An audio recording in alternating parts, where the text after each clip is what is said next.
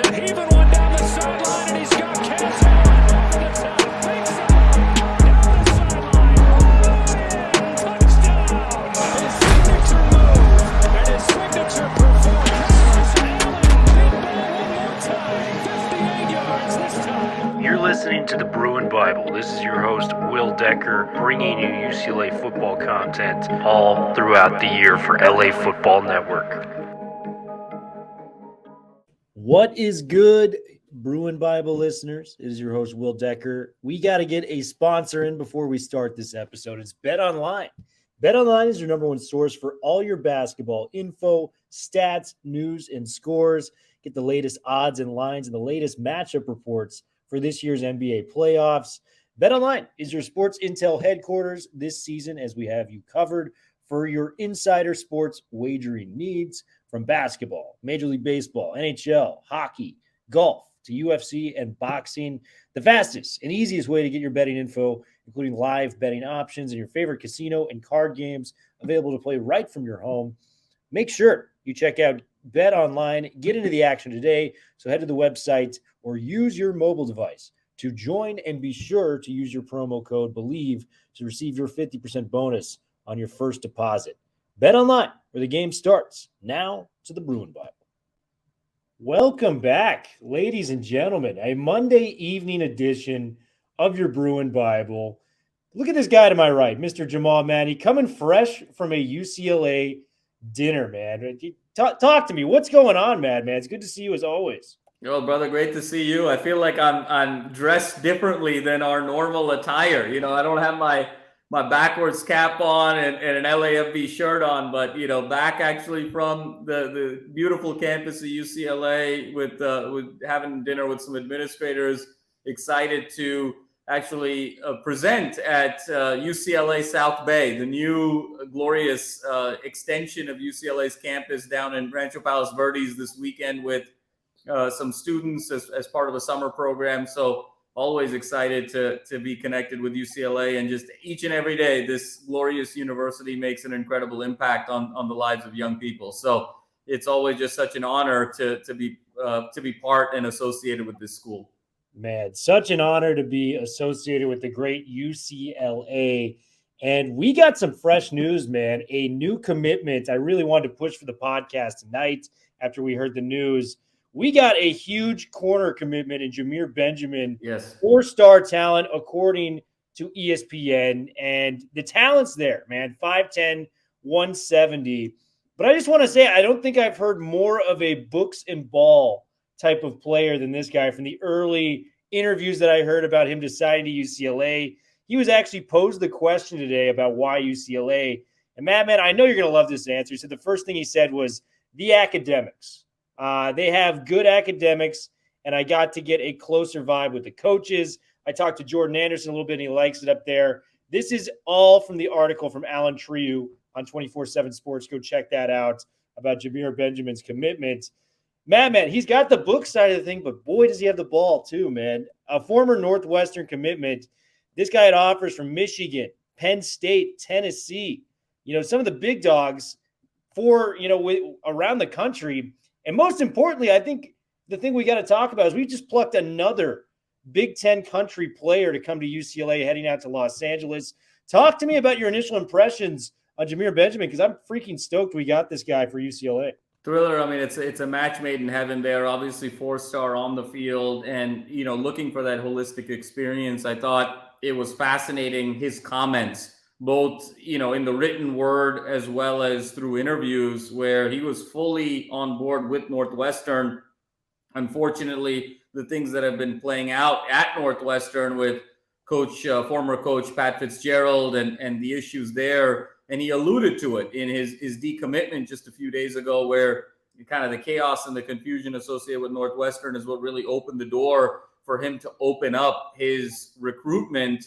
And when you look at the alignment between UCLA and Northwestern in terms of academics, now moving forward in terms of the Big Ten pedigree, in terms of the national brand and that overall experience, it made all the sense in the world. And these are the kinds of guys, to your point, Will, that Chip Kelly resonates with. And on the field, this guy's going to be a stud, and he's going to have an opportunity to come in. You and I have talked in detail about this secondary unit, what our expectations are for this year. But there's going to be some significant turnover after this year going into 24. And Jamir Benjamin has an opportunity with his on-the-field pedigree to come in right away and compete for significant playing time. And I think in this world now of, next year is going to be so interesting, Will, where the team is going to transition from this quarterback-happy Pac-12 to more of a traditional Big Ten style, where obviously you've got the big offenses vertically like Ohio State, but then you've got so many run-first offenses in Michigan and Wisconsin. And so I think you're going to be starting to look for defensive backs that are more bump and run and more physical. And when you look at Jamir Benjamin's tape, he fits that mold really well. I think he was kind of the ideal Fitzgerald kind of corner, get in your face, bump and run, kind of cover those decorated 5-star guys from Ohio State and Michigan. And now you bring him over to the beloved Bruins, and I think there's going to be a huge impact. So love the alignment here, both on the field and off of it. He actually reminds me of a guy we got to interview at the Super Bowl a couple of years ago, former Northwestern guy himself, Greg Newsome, former first-round pick of the Cleveland Browns. Similar size, similar playing style. And, the report on him and what I saw on film, a guy that rarely gets beat, always in the right place, making plays. He kind of had that Alex Johnson feel to you when, you like guys that are just always in the right place at the right time. That's what it looked like from Jamir Benjamin on tape. So I'm very, very thrilled about this guy coming through. Madman, there's a couple of other recruits that we're going to talk about too coming to UCLA, but I want to get your take, man. Our class right now, as it stands, has around 8 to 9 players. Let me see the exact total. Yeah, we got about 9 to 10 recruits coming in for UCLA, 4 of which are offensive linemen, couple linebackers, couple DBs. So a couple 4-star DBs with Dunbar Hawkins, and now our guy that just committed today, Benjamin. What other positions would you like to see addressed for UCLA into the 2024 class? Will, it's a great question. And I think I love what I'm seeing Chip do here, where offensive line, he's looking at defensive back, he's looking at some other areas. Let's look at this question the other way. Where does Chip have tremendous success in the transfer portal? Well, he's got tremendous success at running back, at wide receiver, at linebacker. That's usually the guys that he, I think, feels very comfortable given UCLA's strategy, their proximity to certain talent, where they're going, Chip's own schematic style. I think running back, wide receiver, linebacker are areas where he feels like he can use the transfer portal very effectively. So what does that leave you with? That leaves you with the positions we just mentioned, but I see him also as going into that defensive line and kind of looking at that as being a more traditional recruiting pipeline, because there's that opportunity to develop players physically, mentally into the type of defensive linemen that Chip really favors, which are kind of the faster guys, the guys that have, a quick motor off the edge, a little bit more agile and nimble. And then, of course, every once in a while, if you get the likes of a Dante Moore and you have that, Kismet-like connection with, you're going to go and sort of recruit hard there. But I look for Chip to really double down a little bit more in that front seven, particularly on the defensive line, looking for 2 or 3 more recruits. And then I see a really nice 50-50 split next year where he's got 12 or 13 guys that are coming traditionally through high school, and then another 12 or 13 through that transfer portal. And that rounds out that recruiting class of about 25. Yeah, I love the take on that. And we've talked many of times on the importance of positions when it comes to the game of football. And quarterback by far and away number 1. But there's a real strong case that number 2 is that defensive line and people that directly affect the quarterback from play to play. We've seen some great transfers that Chip was able to deliver, whether it was the Murphy twins or the guy I'm really high on this year, Keanu Williams, next to a Jay Toya. Latu, pretty much our whole starting line on defense right now is transfer players, which is kind of crazy to say out loud. But he got Grant Buckey last year, who I'm incredibly high on, a guy who has a build of an Aiden Hutchinson, 6'5", 270 pounds, a former USC committed that. So a guy that I really come thinking about for the future, a high ceiling player that's really going to make some impacts for UCLA. So Grant Buckey's a guy we got to consider too. So if he can continue to address the defensive line in the recruiting, the transfer portal, it's only success for UCLA moving forward. And one of the positions that I was thinking of, Madman, is wide receiver. And rumor has it that one of our silent commitments, we have one outstanding silent commitment right now. We've had it for almost a month for UCLA, is Sierra Canyon's very own Quasi Gilmore, an electric player in his own right, 6'2", 180 pounds from Sierra Canyon, runs smooth routes, has very underrated ball skills, and recently got knocked up to a 4-star recruit. I mean, this guy's got offers from Oklahoma, UCLA, Stanford. We're getting these books and ball player that clearly value the academics here at UCLA, but you're also getting like Notre Dame offers from this guy in Oregon. Talk to me about Quasi Gilmore and how big it would be for UCLA to secure a 4-star talent, given that we're losing the Kyle Fords. We're probably going to lose the Sturdivants. TMA, Logan Loya, Cam Brown, those guys' days are numbered at UCLA. We need to get some receiving talent in for UCLA. No, Will, I mean, I think it's a very significant get if it happens for 3 reasons. Number one is, you mentioned, again, the turnover. And, you talked about the 5 guys that are more than likely not going to be on this team in the 24 season. So you need to be able to replenish.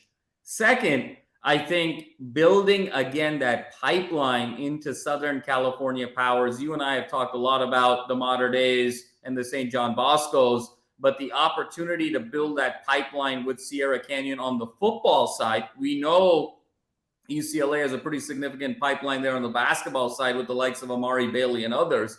But to be able to build that other homegrown pipeline with such a decorated recruit is significant. And then the third is, again, getting a 4-star wide receiver out of high school is really a signal to the rest of Southern California that wide receivers that are highly decorated don't just go across town to USC. That's kind of been the narrative, Will, that, SC kind of gets those decorated 4 or 5-star guys from wherever. UCLA has to kind of rely more on building folks from the ground up, using the transfer portal. If you get a guy like this, 6'2", 180, you mentioned, lightning fast, he reminds me a little bit of Kaz Allen, but a more refined receiver version of Kaz Allen. And, just in terms of build and speed, that would just, again, be such a huge coup for Chip in terms of his ability to recruit both via the transfer portal, but more traditionally. So those 3 reasons make this kind of particularly significant to me. And let's see, fingers crossed, Will, it may have already happened. May have already happened. And Ben, I was watching his 7-on-7 highlights. This guy can get separation, makes ridiculous catches in traffic. This would be the perfect guy for a Dante Moore to lean on coming to the Big Ten play. I'm excited about him and McClure maybe on the outside together. Yes. The future of the UCLA wide receiving room lies with Quasi Gilmore if he decides to wear the blue and gold for your UCLA Bruins. The last guy I'm going to bring up, man, this is probably the most high-profile guy. There's a 72% commitment rate on 24/7 for this tailback right now, and it's Derek McFall out of Tyler, Texas. Fans, people who love football in general, you can hate UCLA and you listen to our podcast. Just watch this guy's highlight tape, because Derek McFall, what he does on a play-to-play basis, there is speed and then there's world-class speed. This guy falls into the second category of that, the world-class speed. He is so fast on a football field, change of direction on a dime. And, man, if you can just add this to a rushing mind that is Chip Kelly, oh, my God, this guy's going to be a 2,000-yard rusher at the college level. Talk to me about Derek McFall. This guy is an Alabama offer, Madman, and he's favored to come to our UCLA Bruins. Yeah, well, I mean, this guy kind of has a very unique skill set. I mean, you mentioned it, 5'10", 175, can just fly, on the field. And it brings kind of this dimensionality to this offense that we really haven't seen since, Chip Kelly has arrived. I mean, the last time UCLA had a sub 6 foot guy that was this lightning quick. Now that guy was a little bit thicker, but it was MJD. I mean, was the last time we saw someone with that level of dynamism at that size. And if you think about Chip's reign here at UCLA, it's really been around the bigger back. whether it's Charbonnet, whether it was Kelly, whether, it was Brown. He had a little bit in terms of kind of the Swiss Army knife with Felton, but it's these bigger bruising backs and you're relying on that zone read game.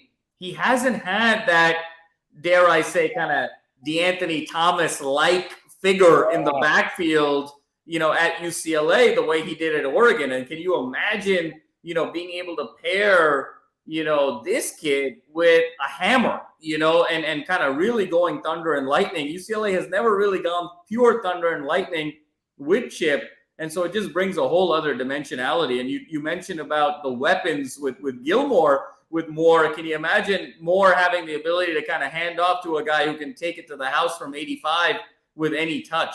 And so I think the theme here, Will, is we're starting to see Chip being able to get guys that are more explosive, that have the ability to get the bigger chunk plays. And it's not just relying on the 7, 8 yards, the 10, 12, 14 yards, the guys that can really break a play open, break a game open, and hit some home runs. And so there's a very fascinating kind of evolution, if you will, with Chip kind of going for more of these home run hitters.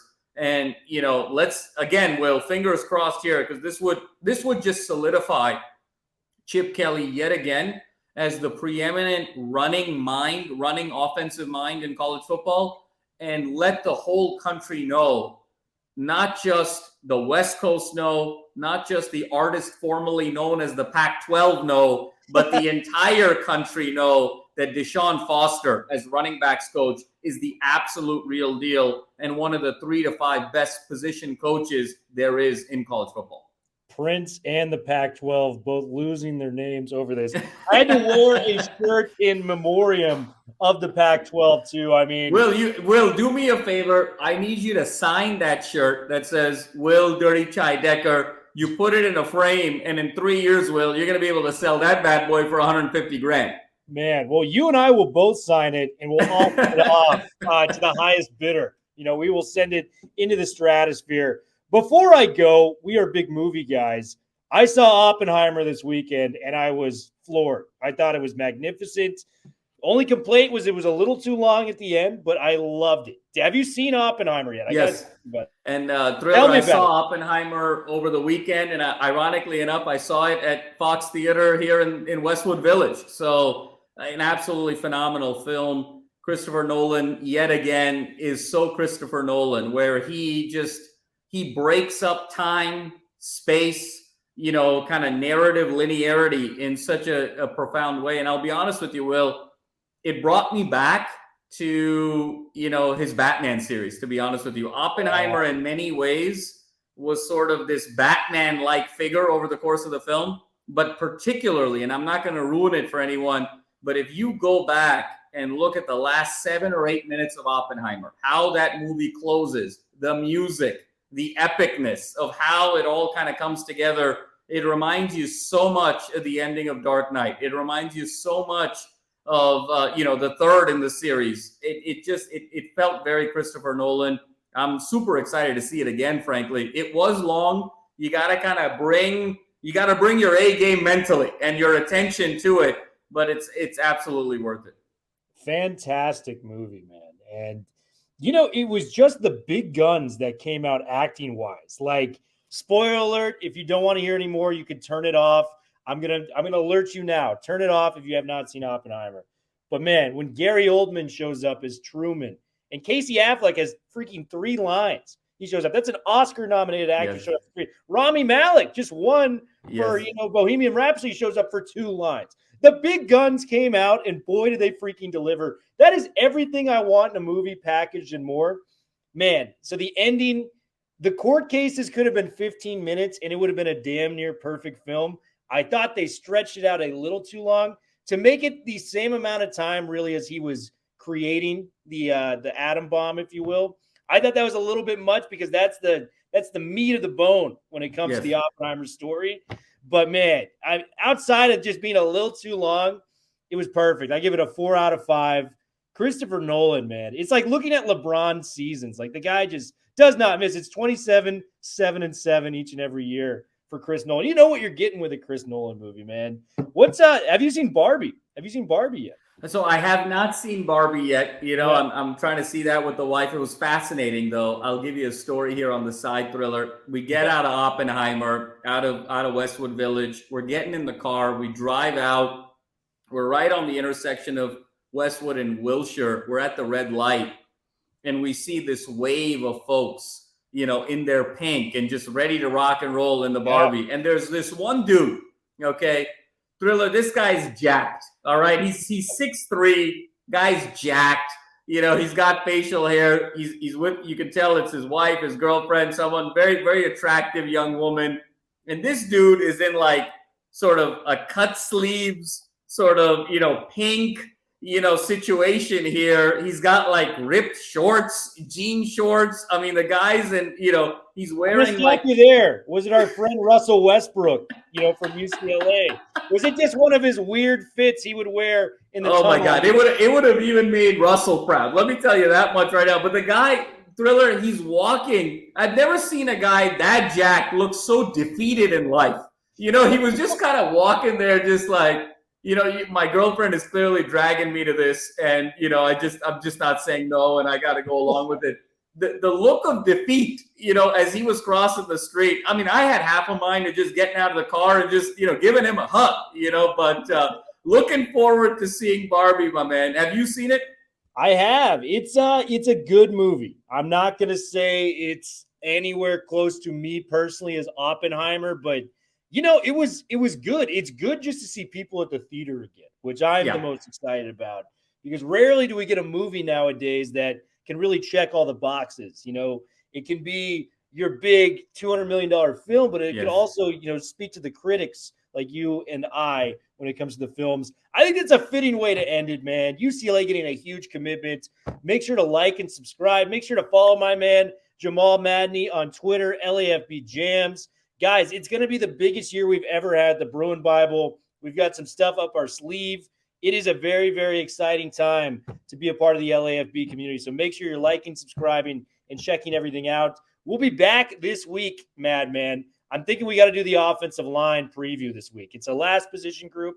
We haven't done anything else. We'll kind of do our bulk on that. But outside of that, man, any parting thoughts on UCLA lighting it up on the recruiting trail once again? Brother, lighting it up on the recruiting trail yet again, and excited to see where this goes. Hard to believe tomorrow is August 1st, and August is when UCLA kicks off. So there's no more months on the calendar until we see the opener, a mere 26 days away. So the wait of the offseason is finally over, and I don't want to do a spoiler alert, Thriller, but you and I and Ryan Dyrud might need to have another emergency pod tomorrow after this Pac-12 media meeting happens and this Arizona Board of Regents meetings happen. So stay tuned there, folks. We might have an emergency pod on our hands tomorrow.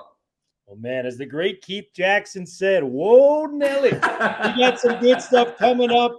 Bruin Bible, we are officially out. Thank you all for listening once. Bruin Bible listeners, we've got a special sponsor for today's episode. It is AG1. AG1 has been something that I've really enjoyed using in my spare time. 75 high-quality vitamins, minerals, and whole-source food nutrients in one scoop that you can use into your water. You stir it up. I use it before my workouts, before I start my day, and it has totally given me the energy I need to do the little things in life, like going to work, getting extra, an extra boost, a second wind, if you will, for a workout. Before I play pickleball with my friends, it puts you in a good spirit of mind, and you're doing the healthiest possible thing by putting AG1 in your body. Make sure to check us out and get a special deal with the Bruin Bible. It's www.drinkag1.com/Bruin Bible to get the special deal that we provide. Once again, www.drinkag1.com/Bruin Bible to get that special deal. Now, back to the Bruin Bible.